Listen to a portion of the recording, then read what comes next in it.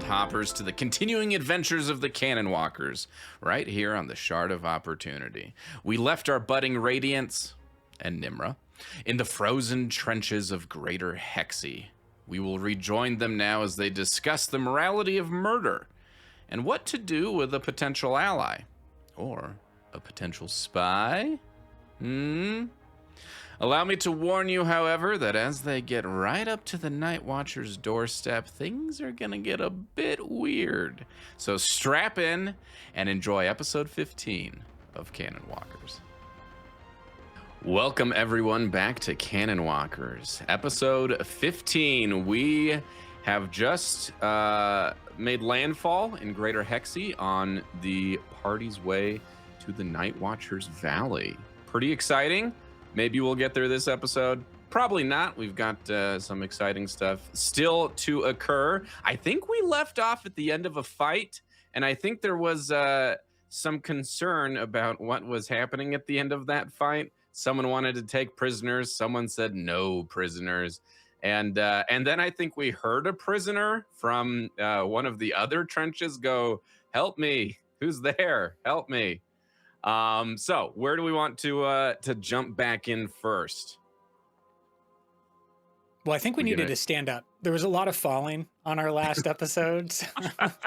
The frozen trenches. Yeah. Okay. All right.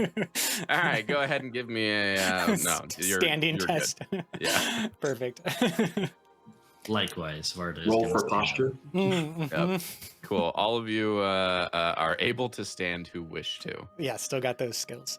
Yeah. Risha, you notice that Koro does not immediately come back, though, after having been kind of thrown by the attack that one of the Eyes of Pala made. All right. Well, Oh no. No, I don't accept. Where's Koro? Risha's gonna just go over to Koro and try and see if what's going on. Cool. All right, you guys move a trench or two to the east, and you see they had one of those little makeshift tents there, and there is a man, a Makabaki man, bound, and Koro, who's kind of who kind of limps over to him and sits down next to him and kind of starts cleaning himself. He's looking pretty beat up, poor Koro, but the Makabaki man seems comfortable with an axe hound just approaching and sitting down. The Makabaki man looks up at you guys, kind of all standing on the tops of the trenches, and you can see he's bound, and he kind of puts his hands out, and he says, "Thank the Prime Kadasix, you have come to help me. Those people were going to kill me. They killed everyone. Please, free me.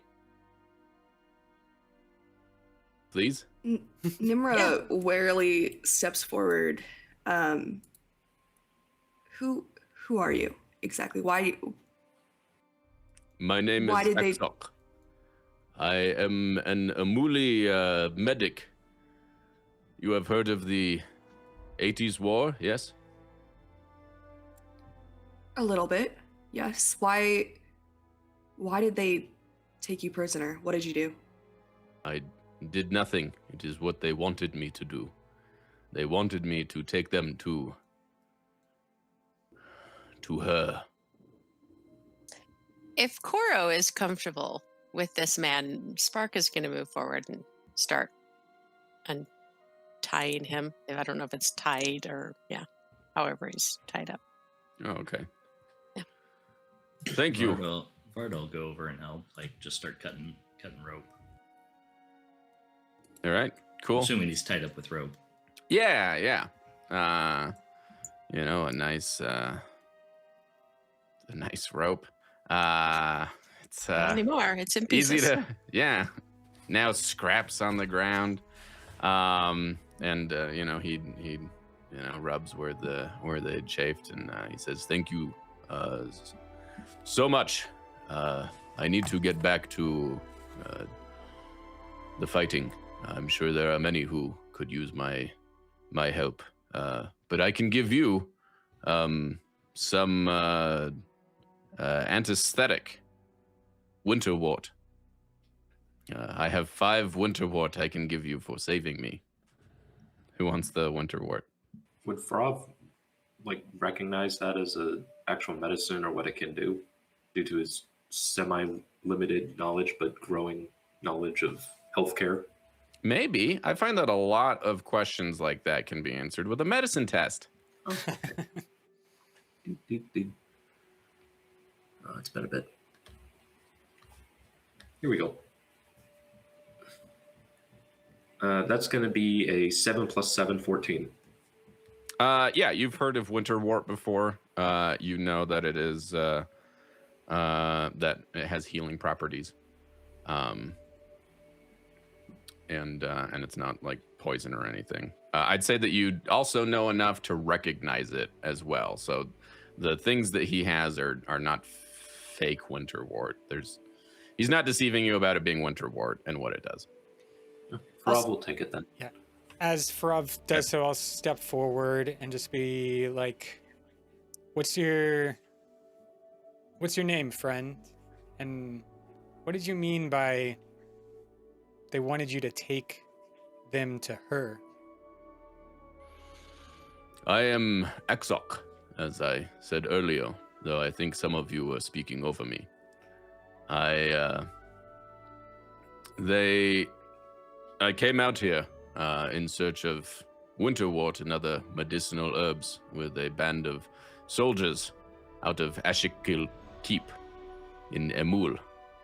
But we were attacked by these zealots, and they only kept me alive because I did not fight back. They asked me to take them to... And he seems reticent to really say anything about this. To the Nightwatcher? The valley, yes. Oh, you know the way there. Everyone knows the place to avoid, yes. Well, we're new here, and we don't know what place to avoid. I can show you so you can avoid it. Right, yes, of course. Avoid it. We'll make sure the others do too. And the more detailed, the better. I will lead you to this valley. I know you want to go. You foreigners always want to go to the Nightwatcher. But afterwards, come with me to Ashikil Keep. Please, help my people. That is where the fighting is you were speaking of? That is where the fighting is. It is a strong keep, and we will keep it from the Tukari, but you look strong as well, and you could help us.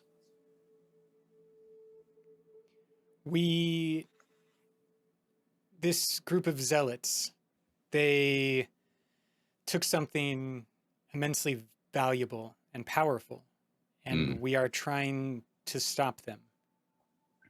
We cannot guarantee that the keep will be our next stop. We have to stop these. We have to stop these people. I understand.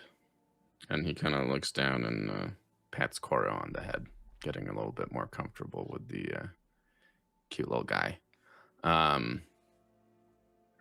It may not be your destination, but I hope that it is your next stop. Still, I will walk with you to the valley.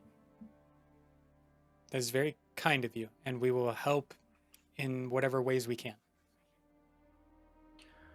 A man alone is a lot more dangerous than a man with friends.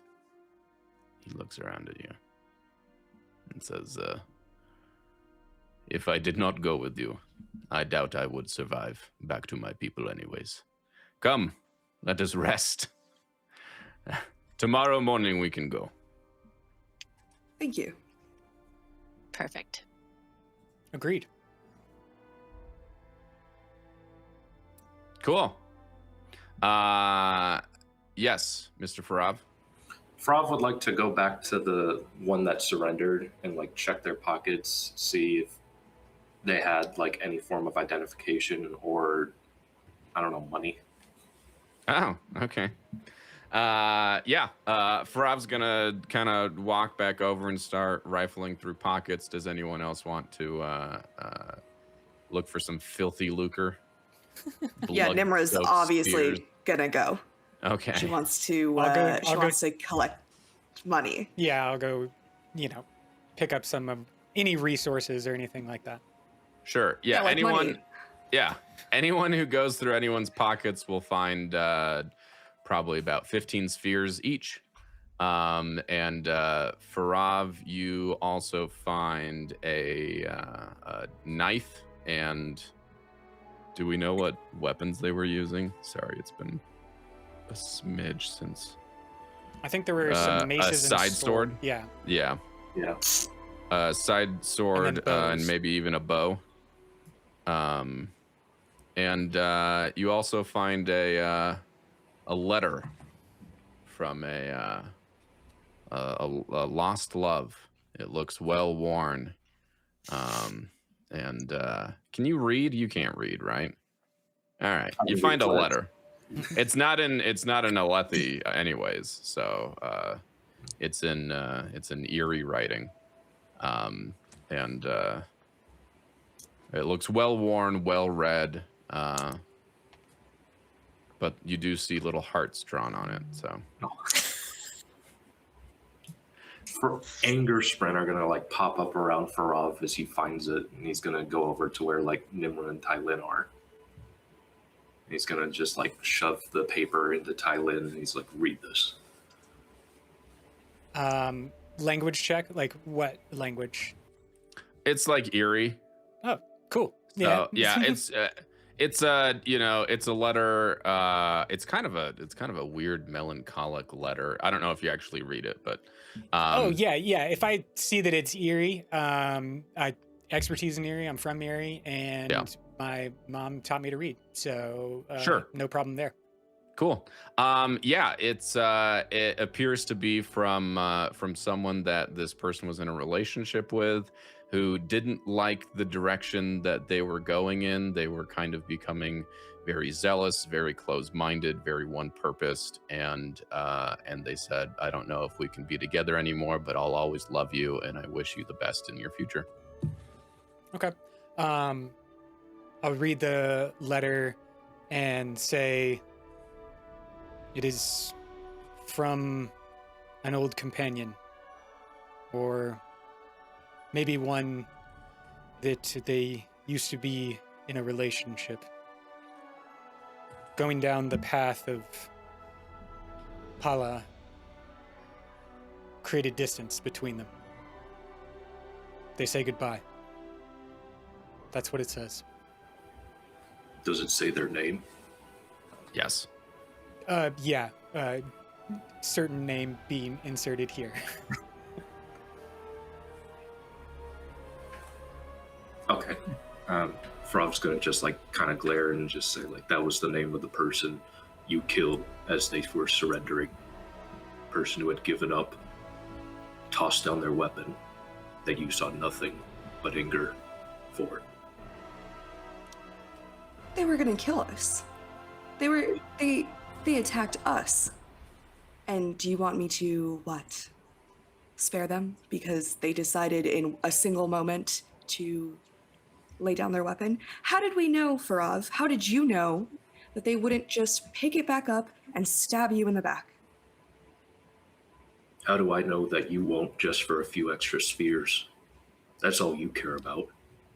He Maybe holds it up the is. spear pouch he got from the person, tosses it at her. This is all you want.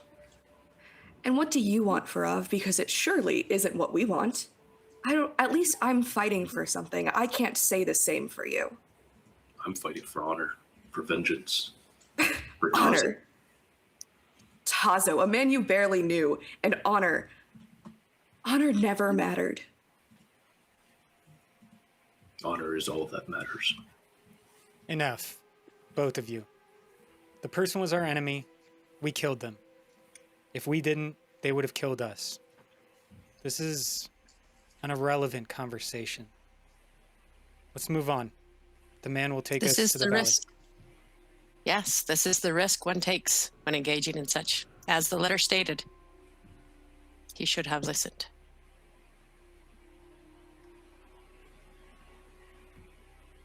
It's a dangerous path. Vardah is going to grow tired of the conversation and start wandering off. How un-Vardah like. Farav, I guess we'll do the same. Yeah. Spark will be following Vardah. Not too close, but you know, she's gonna stay pretty close to him. Keep And it. he definitely is kinda going to watching. glance sideways at her. I think, Hey, like, with the Vardah? with the mannerism of like, why are you following me? Hey. She'll move closer and start a conversation. Is he He's gonna open to that? he's gonna walk further away.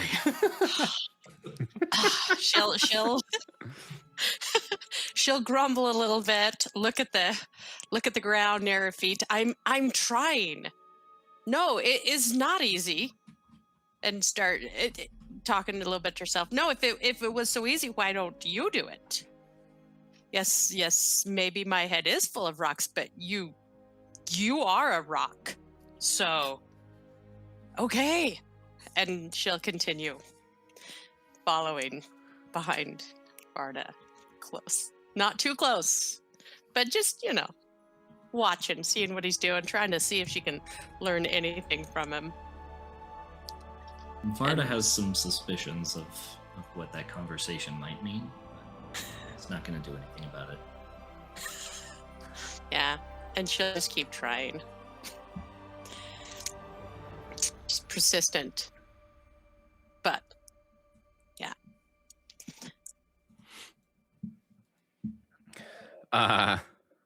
Axok looks around and he pats Koro on the head again and says, maybe this group is not as strong as I thought. Cool. Anything else we want to do before we rest and head out in the morning? Risha is she's just hanging out with Koro, kind of looking him over, seeing how bad things are. Not bad enough that a good night's rest and a couple of days of not fighting won't fix. He'll be back to his happy old self pretty soon, I think. So, Right. and yeah, he seems to have really taken a liking to Axok. So, as long as you're okay sharing him while Axok is with you.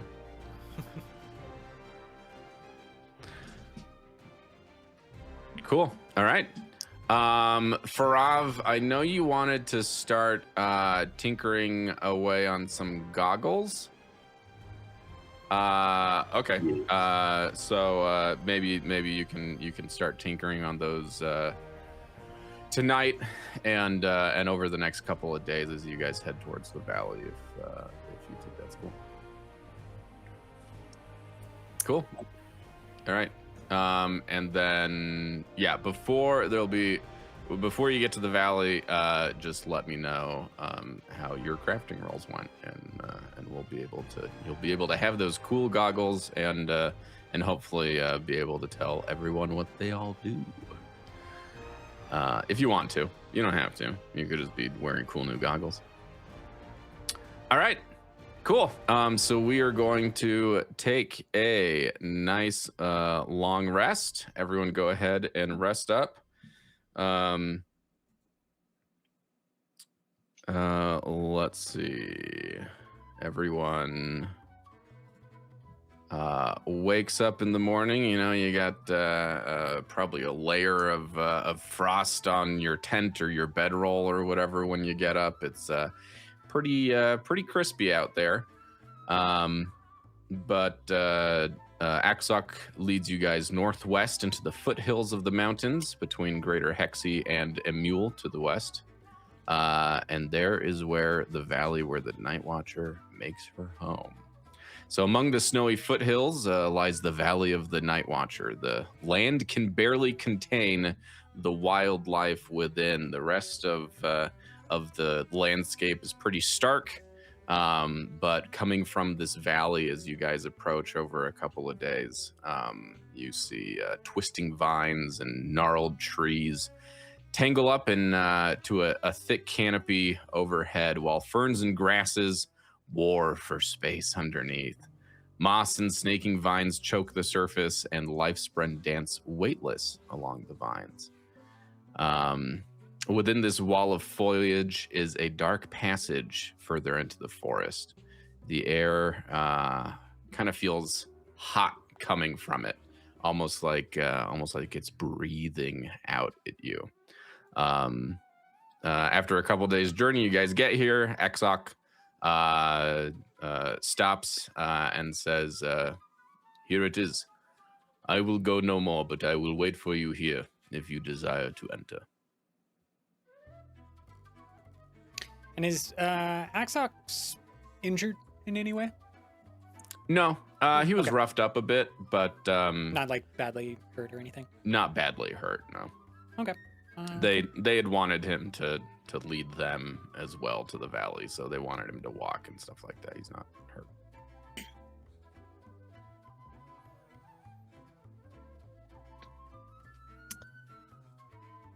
It seems like Yes. we've Vardah reached will our go marching in. yeah. It seems like we've reached our Yeah. destination. Yeah, and as Well, we've go traveled, in. have we seen any sign of the zealots ahead of us? No. Well, I don't know. Maybe give me a survival test. Ooh, okay. Survival.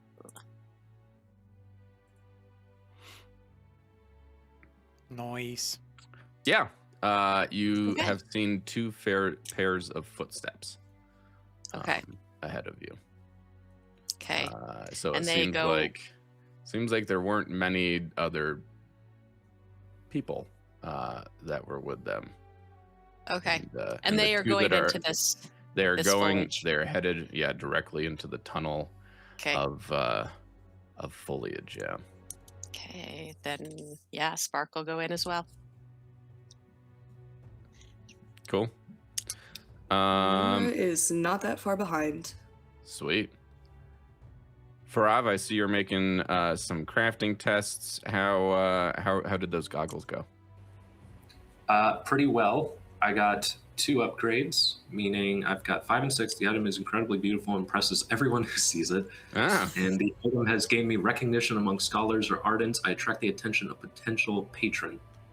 wow. All right. When you get to civilization and you're wearing them, they will. Someone will be like, "Oh, that's cool."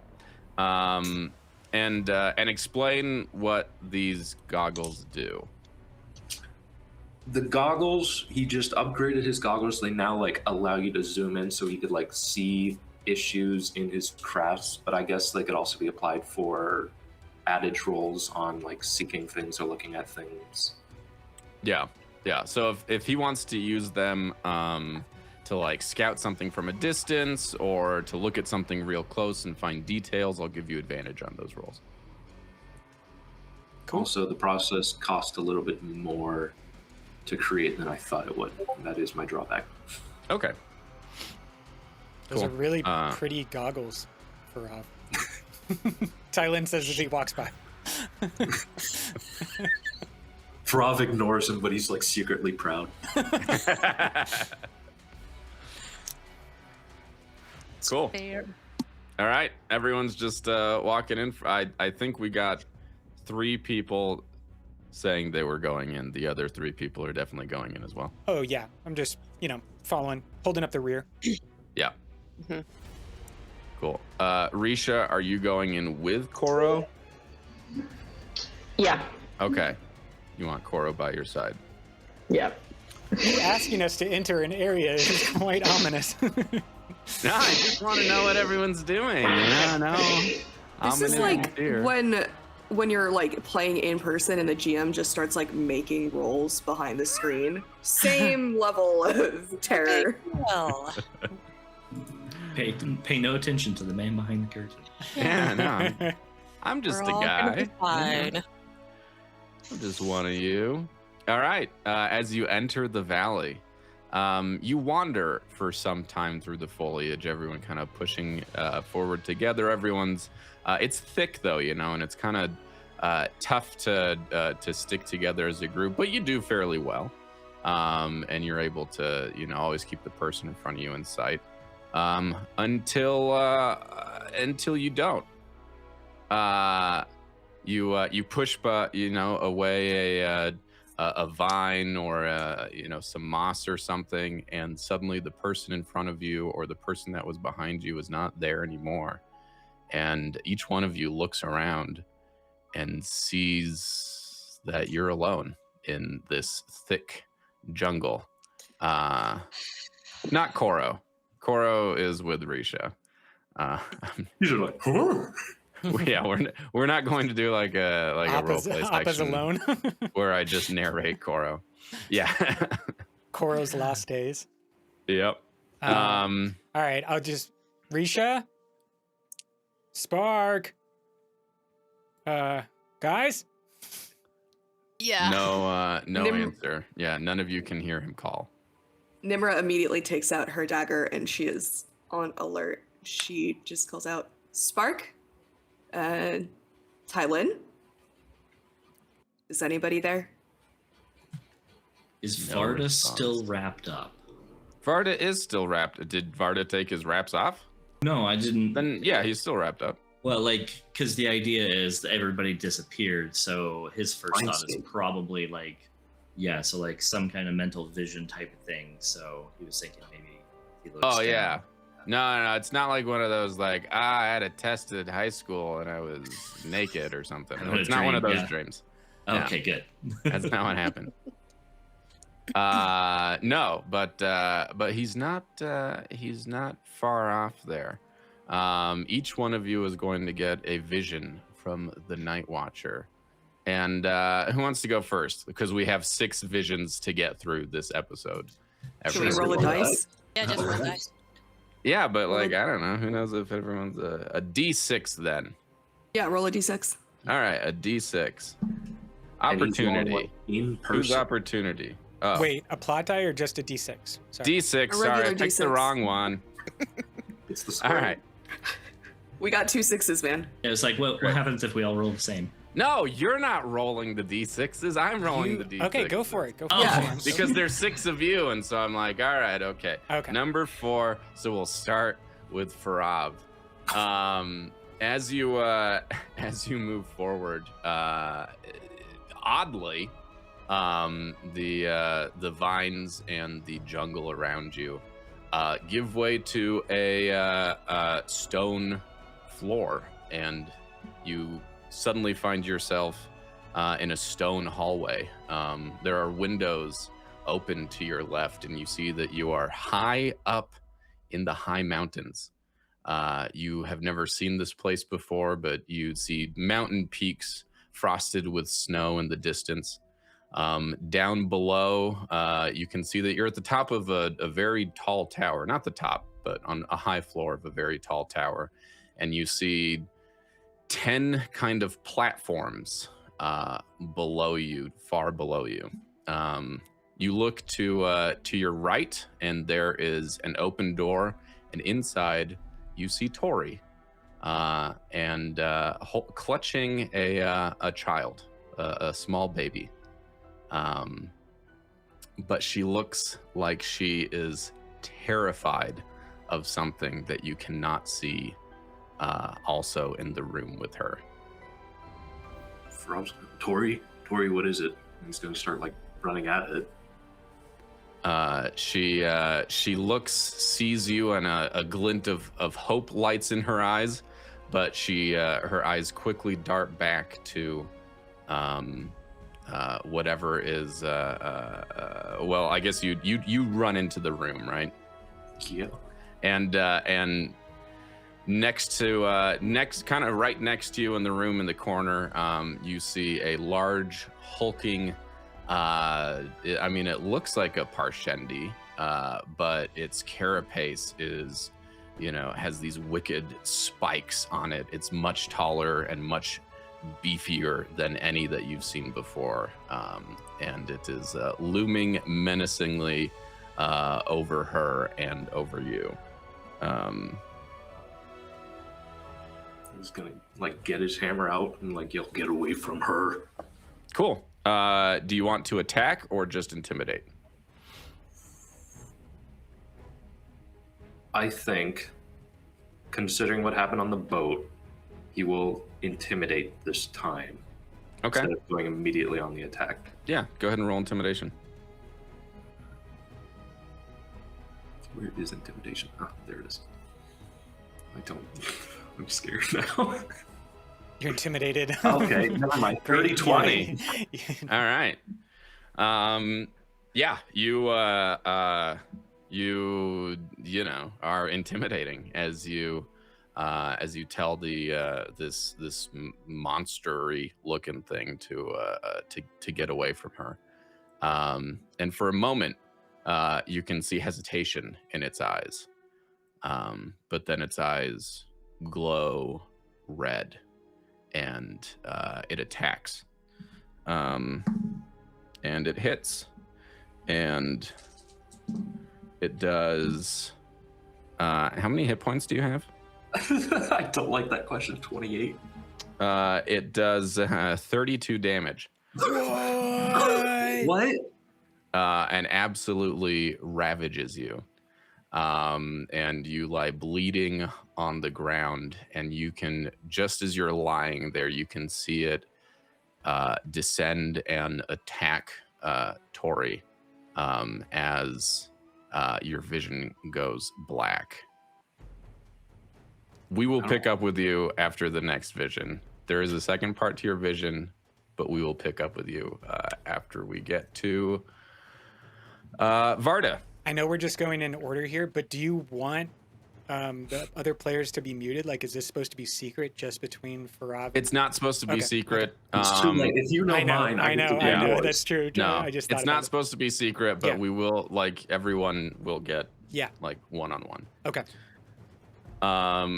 So Vardah, behind every sheltered bough of the forest, you start to see out of the corner of your eye figures kind of in the shadow. And for a moment, you're unsure if they're just watching you, if they're menacing. But you start, as you continue moving forward, to get a sense that they're imploring you to find them. The air fills with a discordant drone that give me a perception or insight test. Yeah, they're the same. So Nice. 23. Yeah, use up all your good rolls right now, you guys. So that way, when it comes time to battle. And you recognize that this discordant drone is voices, dozens of voices overlapping each other. And they almost seem to be speaking to a rhythm that gives pleading, almost a rhythm of pleading, if you will. But whenever you try to approach any of these figures, the shadows evaporate like smoke in the jungle, and you're left looking around with other figures still around you. You also notice, and it's kind of weird, but when you do get closer and you kind of are able to, before they puff away into smoke, that you kind of see that they kind of have carapace on their bodies. They kind of look like Parshendi or singers or something, which is something noteworthy. But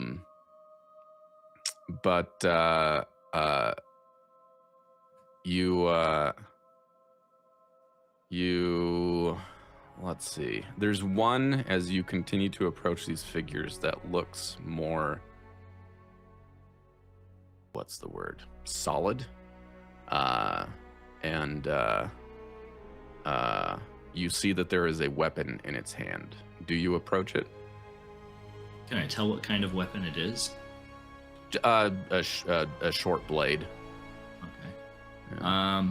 I would probably pull out a short spear that I have on me. Okay. And approach cautiously. But yeah, I would probably move in. Okay. As you get closer, one voice speaks more loudly over this discordant drone, and it says, "You have to take it. Take it, please. Take it." And it holds its blade out in front of it.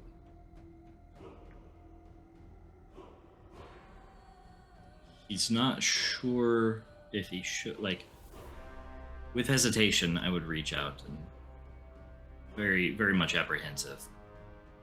Okay. But I would take it, Yeah. As your hand touches the shade, the shadow, it too puffs away into smoke, and we will leave your vision right there. Okay.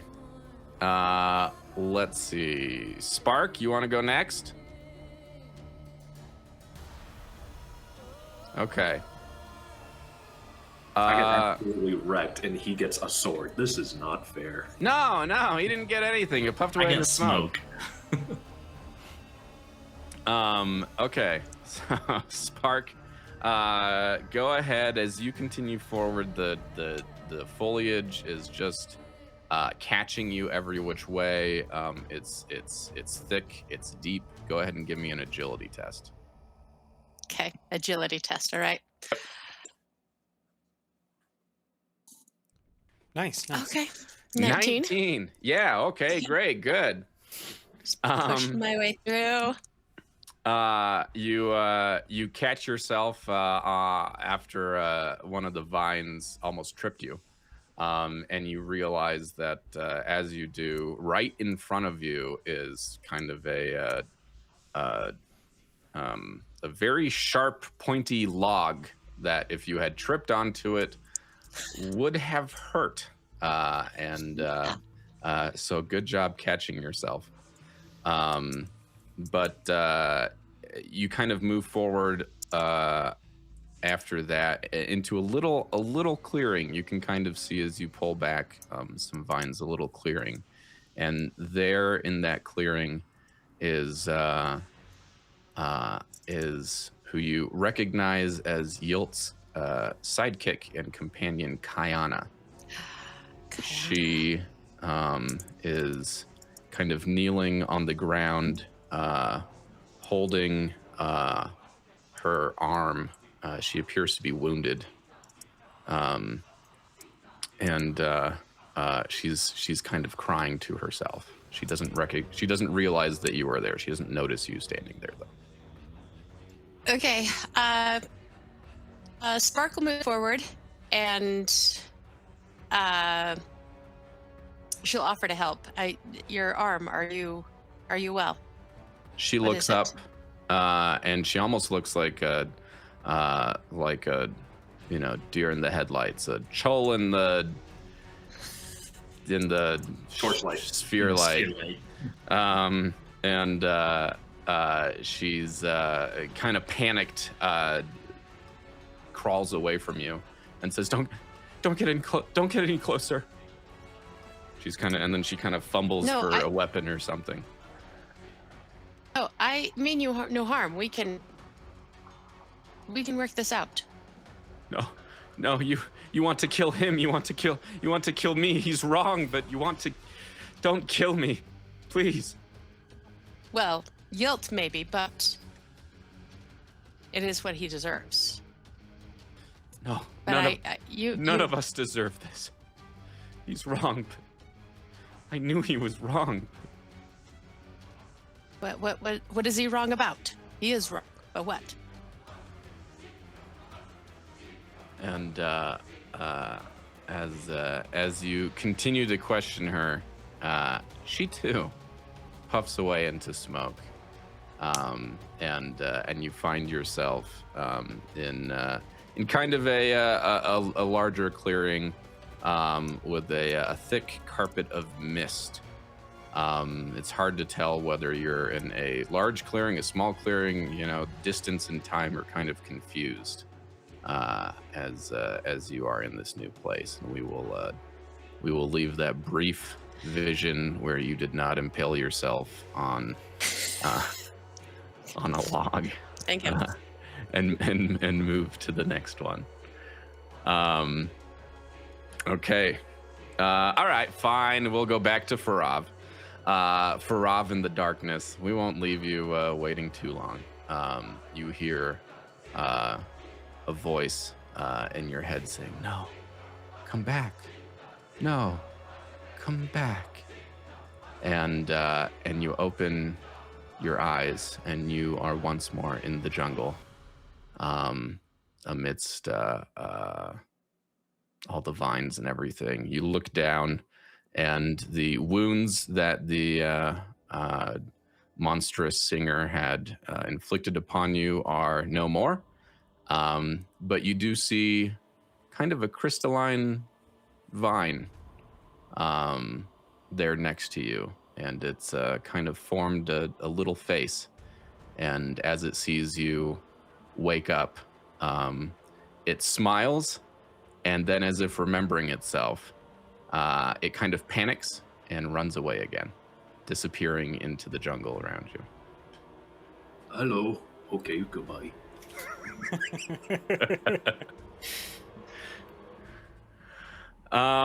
Okay.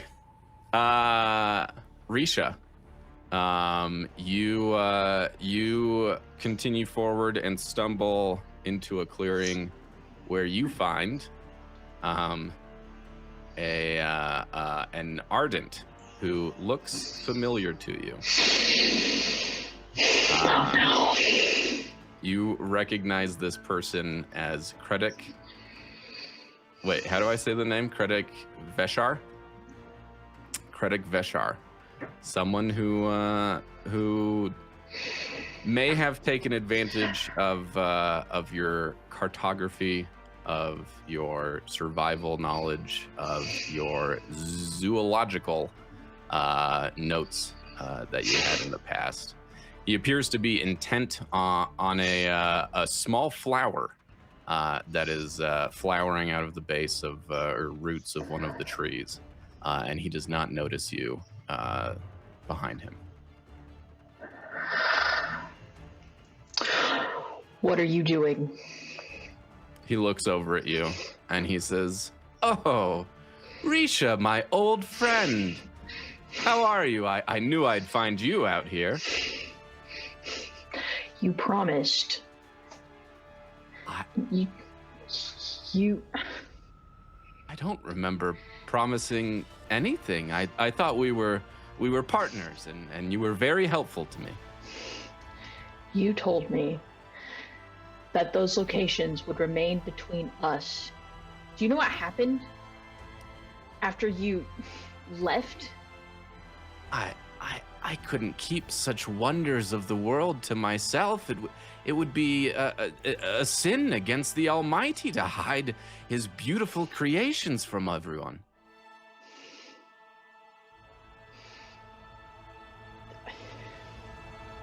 You stole from me. The ecosystems, the animals, other people don't care what happens. They come to look, they come to take, they come to destroy. We must share the beauties of Roshar, the bounty of Roshar, with those who rightly deserve it. We can't hide them away. Come, look at this flower. I think it's just as good as anything that you had up in the Reshi Isles. It is beautiful, but it does not replace, it does not change what happened. Oh, Risha, always so stuck in the past. Can never understand what beauties there are if you just enjoy it with others. Risha, here, and he plucks the flower, and he brings it forward to you, and he says, "Here, just smell it. It has a delicious scent." She smacks it away from him. And your hand kind of goes through nothing as you go to smack it away from him. And he kind of looks sadly at you and says, "Well, I'd hoped that we could have continued to be friends, Risha, but I see that you just don't understand the world yet." And he turns around and walks off into the jungle.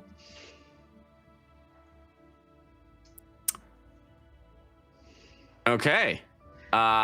Next is let's see.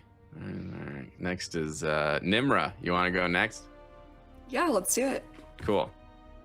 No, we're not doing Nmra. Sorry. I've Nope. decided to do you last. We will do Tylin. That's terrifying. Yeah. Cool. Tylin, as you continue forward, you see a small pool in the jungle, a small pool of water, and as you get closer, weirdly it reminds you of Cassator. Okay. I don't know, just for some reason, the way that the vibe of it, the color of the water, maybe the shoreline or something on one side of it, just like, oh, it kind of looks like home. Okay. And As I'm approaching, Yeah. I'll just kind of pause, crouch down a little bit, pull out my hammer, and then say, "Zumi, are you here?" Zumi's there. Okay. Is this an illusion? What's going on? Zumi says it's not an illusion, but it's also not real. Kind of confused. Okay. I'll hold and look at the pool of water. Okay. And from the pool of water, you see a spren shape that is very familiar to you. One that you've seen every day at a certain time in Cassator. And do you know how to pronounce the name? Is it I say Kusikesh? Yeah, I say Kusikesh. Kusikesh. Okay. Rises up out of the water in miniature. In this Okay, little okay. pool, as if you're seeing it from 10,000 feet or something. Okay. And you can see the mouths of its many faces moving, but you cannot hear any words. And then all of a sudden, a golden pillar of light appears on the shoreline. And you notice all these little bugs walking towards it, which might be people, they might be bugs, who knows? Maybe it's representative. But you do recognize that all these bugs are golden. They're golden bugs with golden hair. And as they walk into the pillar of light, they disappear. And then you watch it, the pillar of light also disappear, as well as Kusikesh. So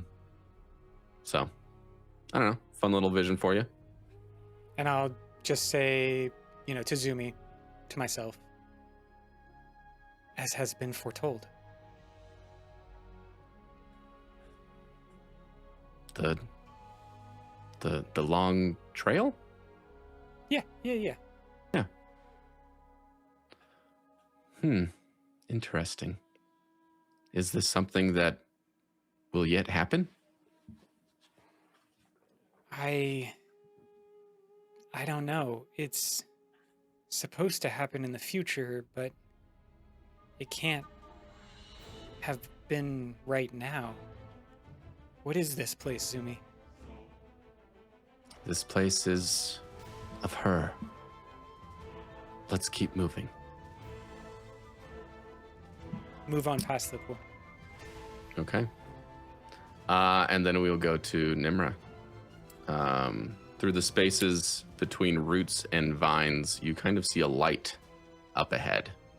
And you're going to go towards the light? Yeah. Okay, Yeah. cool. I'm If you towards don't, it. there's no vision, so I don't know why I asked. You come upon Yilt. The light is just like emanating from him, and it's almost painful to look at. It's so bright, effusing his golden skin. He's cutting his way through the foliage with the honor blade, with grim determination. Yeah, he doesn't notice you behind him. I try to sneak up behind him and try to stab him in Cool. his back. Ooh, go ahead and give a stealth test first. Okay.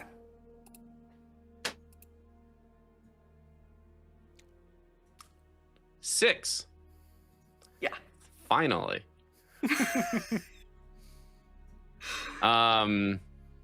He turns around sharply, noticing you step on a twig or something. Yeah. His form flashes away suddenly, and in his place is not him, but a being who seems to stretch into infinity. You see him as an old man in golden robes with a scepter and a pure white beard. He looks at you and says, Nmra. Yes, you could be useful to me. Who are you? With a sparkle in his eyes, he says, you already know who I am. And he turns and puffs away into more smoke.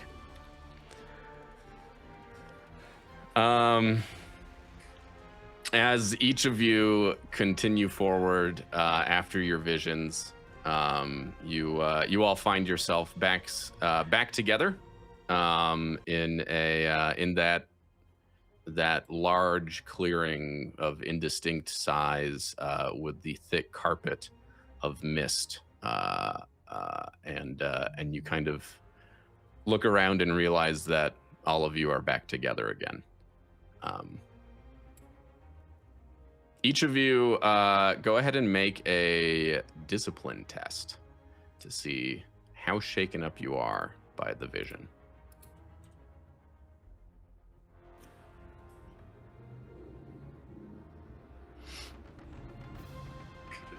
Well, 2 plus 3, 5. Mhm. Cool. All right. Everyone except Spark and Vardah spend 1 focus or be disoriented okay. for the first round of any combat that may next occur, that who knows if it's going to occur, right? What I'm does sure there's disoriented no do? combat will ever happen again. I spend focus. Okay. Yeah, I'll I- focus also. Same. With my natural 20, I get an opportunity Is that something that I can store away for potential future opportunities? I wouldn't say you can just like keep that in your pocket. If you want to like make yourself determined, that you'll understand the vision, you'll figure out what it means or something like that. You can have the determined condition if you'd like. Okay, yeah, that sounds good. Cool. Nice. From the Alright. time that I realized I was lost alone, had the vision, and then rejoined the group, how much time do I feel like has passed? Great question.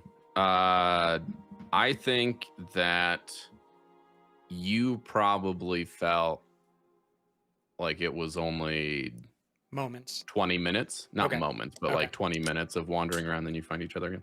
Okay. So then, when I come back together with everyone, I'm like, are you okay? I just saw something strange that wasn't quite real, but wasn't, I don't know. This place is odd, and we are not in control here. Yes, I saw Kayana. She was injured, but then she disappeared. I saw a Voidbringer attacking Tori. It killed me. I don't know what to do with this information. I saw. I don't know. None of this matters. We need to keep moving. I don't know if we can find the Nightwatcher so much as let her find us. Then we split up. I do Again? not think that's a good idea. She clearly does not want us to be together, though. We move Maybe. in smaller groups. And with that, Vardah just starts walking away again. And Alone, either. Spark has to follow him.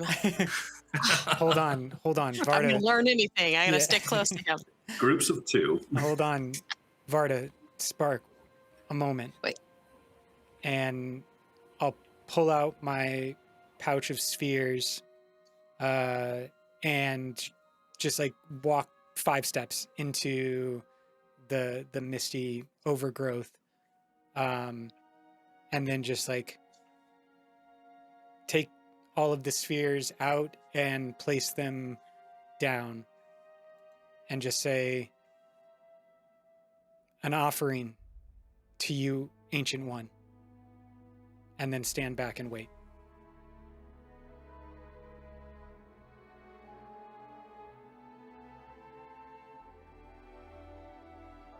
No, Ancient One appears to take your offering. Nmra quickly takes it. You thought the Nightwatcher would want Stormlight? Come on, man. Everyone likes a little stormlight. I don't know. If we were Here's all some put- life light. Yeah, maybe we should be in the Not all of us can What's be lift. Lifelight? Yeah. Question mark? What's that? I don't know. I don't think any of us know. Yeah. Okay, fair enough. I tried. Well, did. and Vardah's going to keep walking when nothing happens. If we Okay. were all put into visions, then maybe our prey. Dang it! I haven't played in so long. I'm forgetting words. The people we are searching for, maybe they're also in visions, or maybe they broke free. Well, we'll never know if we just keep standing here. We need to keep moving. Which Vardah does. And Spark is hustling behind Vardah, and she says, "Hey, the spheres. Should we,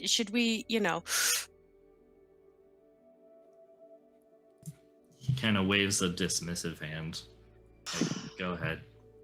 Okay, all right." Like meh. Is there just like the one path they're going down, or is this like open clearing we can split up. It's an open clearing. You honestly can't see the edge of it. It's kind of a featureless expanse, shrouded in mist. I guess Farav will put on his goggles and he'll go in a different direction. Okay. Everyone at the ready. Cool. So we've got Just- Spark and Vardah going off. We've got Farav going off. The other three of you. I feel like this is a bad idea to split up, but Does Yeah, I do anything too, happen but- if I breathe in Stormlight? Wait, what? You want to breathe Does in anything Stormlight? happen if I try to breathe in Stormlight? You are able to breathe it in. Okay. Right. Okay. Okay, how about this? Before everybody gets too far, what's kind of like above us? You're saying it's a clearing, kind of like a meadow, so like directly above us, there's no trees or anything. Is that correct? No trees are. Well, I mean, if you squint, you might be able to see the very tops of some. Right, some but it's kind of high-up like canopy. a canopy, right? Yeah. Okay, so it's a clearing enough. Can I, standing in front of those spheres I just put in the ground, can I inhale and use illumination to send up like a golden flare? That's what I like I it. want to do. So Yeah. a big ball of light in the air. Yeah. Go ahead and make an illumination test. And then Farav will get to your hand. Oh, yeah, that's a 19 on the roll, 23 overall. Cool. Yeah, you are able to send up a ball of golden light, which doesn't fully pierce through the mist. The ground still remains mostly indistinct, except right around you as you're, sending it up. And unfortunately, it doesn't light up any edge of the clearing as it goes upwards. Okay. But as it does go upwards, you definitely do see that there is a roof of large, high up there tree boughs that kind of are meeting up there. Okay. I'll just say, as Spark is going off after Vardah and Farav is going, I'll just say, like, I'll stay here. Use the light to navigate back if you get lost. Cool. Risha and Nmra, where are you going? Are you going to stay with Tylin, or are you headed off in another direction too? I'm heading off in another direction. Great. A secret third option. There's at least 360 options. This is the secret 361st option. So backwards. Yeah. Nmra, Koro. Sorry, Risha, Koro. Nmra, We'll probably follow after Nmra. Okay. All right. Matthew had a Farav question. Yes. Can the goggles with now their enhanced visual senses pick up anything in the... I tap my mic. Pick up anything in the area? Yeah, go ahead and give me a perception test with advantage. Absolutely. Perception. Advantage. I think it's that one. Nice. Nice. It's 21. going to be 19 plus... 19 plus 2, 21. 21. Cool. Yeah, as you head off on what degree are you headed at? Are you headed like south southeast? Are you like north northwest? He's heading in the direction he saw the Spren go. Oh, okay. All right.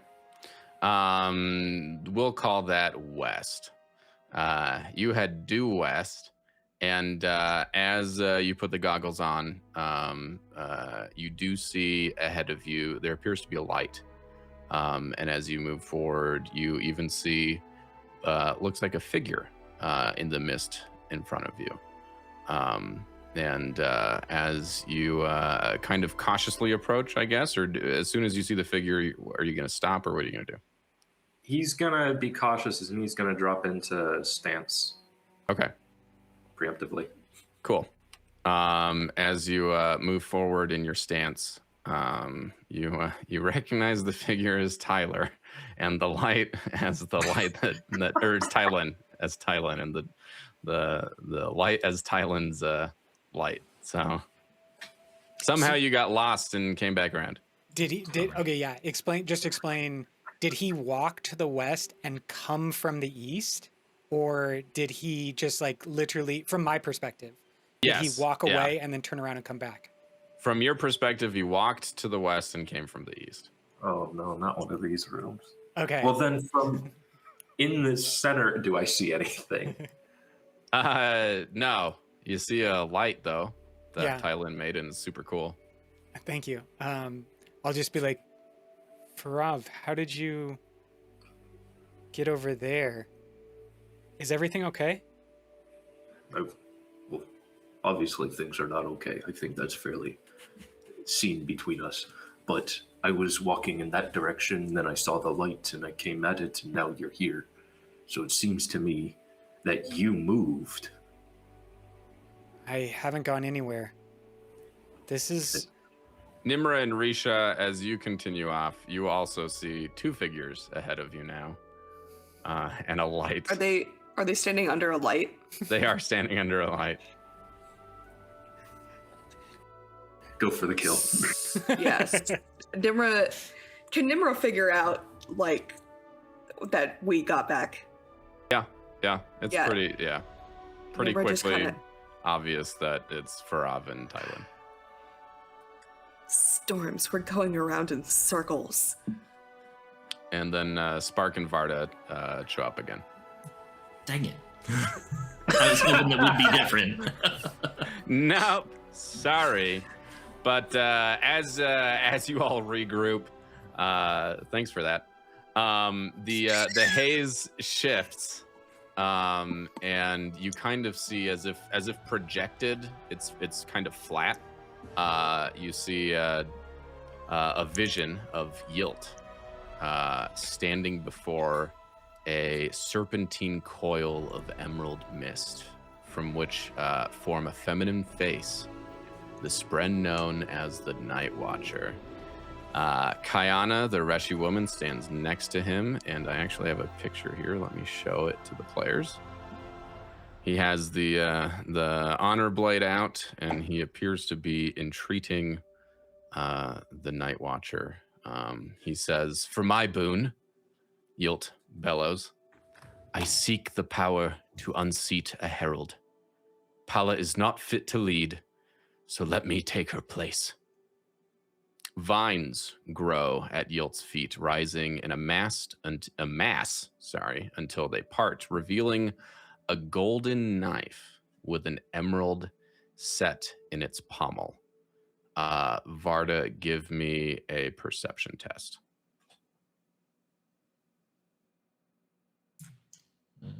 Perception. There it is. And I'm debating if I want to use my opportunity from determined. I'm going to not use it yet. Okay. It's a cool knife, and it looks pretty fancy.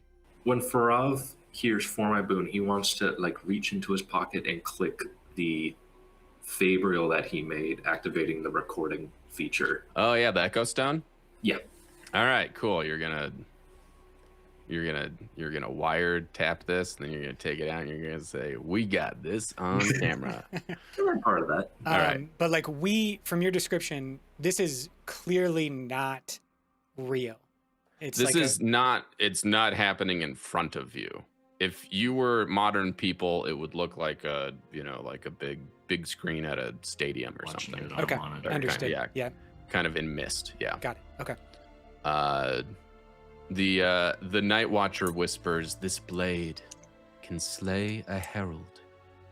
But Yilt reaches for the knife before she can finish whatever she was about to say, and his hand passes straight through it. He growls, "You dare mock me with an illusion?" The spren answers, "Your boon is this weapon. Your curse is that you must persuade another to wield it. Besides him, Kayana regards Yilt and the knife with shock and no small amount of anxiety. Uh-oh, what did I get myself into here? The mists disperse, and you find yourselves on the edge of the grove, and there the Spren and the two acolytes of Pala stand before the Spren. You are immediately noticed. And as you are noticed, Yilt turns on you, and kind of out of the side of his, kind of to the side says, "Kayana, take the knife," and he readies his blade. You notice that the Nightwatcher Spren kind of fades back into the vines, leaving you to face Yilt. A little bit stronger now, and I think we're going to start that combat next time in episode 16 of the Shard of Opportunity. See y'all next time. Bye. Bye. Well, I think that ending pretty much speaks for itself. The lines have been drawn, the weapons have been drawn, and the battle map was drawn by Dallin Bifano. So, good job, Dallin. But let's save the actual combat for next time. Who will survive? And of those that survive, who will ask boons of the Nightwatcher? And what boons will they be? And will they be good boons? What will their curses be? Will they be good curses or bad curses or just curses? Only one way to find out. Join us next time right here for episode 16 of Canonwalkers on the Shard of Opportunity.